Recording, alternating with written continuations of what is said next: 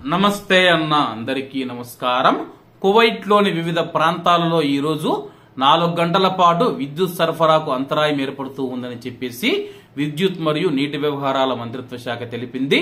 Kuwait లో ఫిబ్రవరి 15వ తేదీ వరకు ఈ యొక్క పనులు కొనసాగుతాయని చెప్పేసి ఇందులో భాగంగా కొన్ని ప్రాంతాలలో విద్యుత్ సరఫరాకు అంతరాయం ఏర్పడుతూ ఉంది.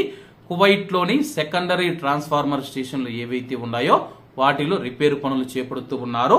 ఫిబ్రవరి 9 ఆదివారం ఈ రోజు మనం చూసుకుంటే కువైట్ లోని సబా ఆల్ అహ్మద్ ప్రాంతం, అలాగే ఫాహిల్, మహబుల్లా, ఆల్ సిద్దికీ ప్రాంతం, Salmiya, Sabah Salem, Saad Abdullah, Al Qurain మరియు సబానసర్ ప్రాంతాలలో విద్యుత్ సరఫరాకు అంతరాయం ఏర్పడుతూ ఉందని చెప్పి విద్యుత్ మరియు నీటి వ్యవహారాల మంత్రిత్వ శాఖ తెలిపింది. అలాగే ఈ యొక్క రిపేరు పనులు మనం చూసుకుంటే ఉదయం 8 గంటల నుంచి ప్రారంభమవుతాయి. అలాగే రిపేరు పనుల గంటల వ్యవధి మనం చూసుకుంటే 4 గంటల పాటు ఉంటుందని చెప్పేసి, అంటే ఈ యొక్క ప్రాంతాలలో 4 గంటల పాటు కరెంటు పోయే అవకాశం ఉంది.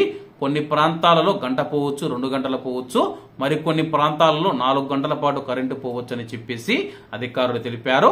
కాబట్టి కువైట్ లోని ఈ యొక్క ప్రాంతాలలో నివసిస్తూ ఉన్న మన యొక్క భారతీయులు గాని కువైట్ ప్రజలు గాని ఈ యొక్క విషయాన్ని గమనించాలని చెప్పేసి విద్యుత్ మరియు నీటి వ్యవహారాల మంత్రిత్వ శాఖ అధికారులు తెలియజేశారు.